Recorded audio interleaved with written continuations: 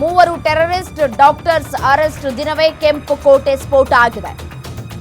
Doctors ಭಯೋತ್ಪಾದಕರ ಬಂಧನಕ್ಕೂ ಸ್ಫೋಟಕ್ಕೂ ಸಂಬಂಧ ಇದೆಯಾ ಅನ್ನುವಂತಹ ಪ್ರಶ್ನೆ ಕಾಡ್ತಾ ಇದೆ. ಕಾಶ್ಮೀರದ ಪುಲ್ವಾಮಾದಲ್ಲಿಯೇ ಡಾಕ್ಟರ್ ಉಗ್ರ ಅದೀಲ್ ಅಹ್ಮದ್ ಅರೆಸ್ಟ್ ಆಗಿದ್ದ. ಅದಾದ ಮೇಲೆ ಡಾಕ್ಟರ್ ಮುಜಾಮಿಲ್ ಅಹ್ಮದ್ ಮುಹಿಯುದ್ದೀನ್ ಸೈಯದ್ ಅರೆಸ್ಟ್ ಆಗಿದ್ದಾರೆ. ಲೇಡಿ ಡಾಕ್ಟರ್ ಟೆರರಿಸ್ಟ್ ಶಹೀನ್ ಕೂಡ ಅರೆಸ್ಟ್ ಆಗಿದ್ದಳು. ಮಸೀದಿಯೊಂದರ ಮೌಲ್ವಿ ಇಯಾಮ್ ಮೌಲ್ವಿ ಇರ್ಫಾನ್ ಅಹ್ಮದ್ ಅರೆಸ್ಟ್ ಕೂಡ ಆಗಿದ್ದ. ಬಂಧಿತರಿಂದ 2900 ಕೆಜಿ ಆರ್ಡಿಎಕ್ಸ್, AK-56 ರೈಫಲ್ಸ್ ಎಲ್ಲವನ್ನೂ ಕೂಡ ಬೆರೆಟ್ಟಾ ಪಿಸ್ತೂಲ್, AK ಕ್ರಿನ್ ಕೋವ್ ರೈಫಲ್, ಟೈಮರ್ ಬ್ಯಾಟರಿಯನ್ನ ವಶಕ್ಕೆ ಪಡೆದುಕೊಳ್ಳಲಾಗಿದೆ. ಬಾಂಬ್ ತಯಾರಿಕೆಗೆ ಸಂಬಂಧಪಟ್ಟಂತಹ ಇತ್ಯಾದಿ ವಸ್ತುಗಳು ಕೂಡ ಸಿಕ್ಕಿದಾವೆ. ಇವರೆಲ್ಲರೂ ಕೂಡ ಅಯೋಗ್ಯರು, ನಿಜಕ್ಕೂ ಓದ್ಕೊಂಡಿದ್ದಾರೆ. ಲೇಡಿ ಡಾಕ್ಟರ್ ಕೂಡ ಅರೆಸ್ಟ್ ಆಗಿದ್ದಾಳೆ. ಬಂಧಿತರಿಂದ 2900 KG RDX, AK-56 rifle, Chinese star pistol ಅನ್ನ ಕೂಡ ವಶಕ್ಕೆ ತೆಗೆದುಕೊಳ್ಳಲಾಗಿದೆ. Beretta pistol, AK Krinkov rifle, timer battery, bomb ತಯಾರಿಕೆಗೆ ಬೇಕಾದಂತಹ ಇನ್ನೊಂದಷ್ಟು ವಸ್ತುಗಳನ್ನ ಕೂಡ ಈಗಾಗಲೇ ವಶಕ್ಕೆ ಪಡೆದುಕೊಳ್ಳಲಾಗಿದೆ. ನಿನ್ನೆಯಷ್ಟೇ ಇದೆಲ್ಲವನ್ನು ಕೂಡ ವಶಕ್ಕೆ ಪಡೆದುಕೊಂಡು ನಿನ್ನೆ ಬೆಳಗ್ಗೆ ಇವರೆಲ್ಲರನ್ನೂ ಕೂಡ ಅರೆಸ್ಟ್ ಮಾಡಿದ್ದು ನಿನ್ನೆ ಬೆಳಗ್ಗೆಯೇ.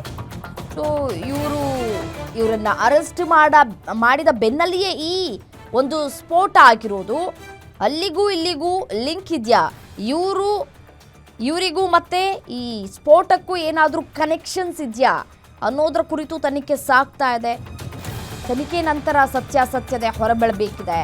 ಲೇಡಿ ಟೆರರ್ ಡಾಕ್ಟರ್ ಶಹೀನ್ ಕಾರ್ನಲ್ಲೂ ಕೂಡ ಗನ್ನಿತ್ತು. 360 KG ammonium nitrate, 3 magazine, 83 bullets, 8 round pistol, bullet ಖಾಲಿಯಾಗಿದ್ದ 2 ಕ್ಯಾಟ್ರೇಜ್ ಪತ್ತೆಯಾಗಿದೆ. ಸ್ಫೋಟಕ ತುಂಬಿದ 12 suitcase, 20 timer, 4 battery, 4 remote, 5 KG heavy metal, 1 walkie talkie ಕೂಡ ಸಿಕ್ಕಿತ್ತು.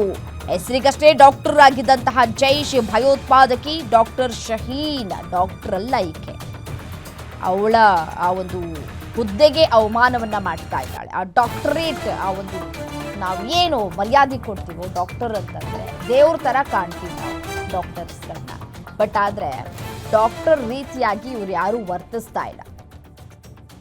ಇವ್ರು ಯಾರು ಕೂಡ ಒಬ್ಬ ಡಾಕ್ಟರ್ ಕಾರ್ನಲ್ಲಿ ಏನು ಸಿಗ್ಬೋದಪ್ಪ, ಸಿರಿಂಜ್ಗಳು ಸಿಗಬಹುದು, ಅಥವಾ ಈ ಟ್ಯಾಬ್ಲೆಟ್ಸ್ಗಳು ಸಿಗಬಹುದು.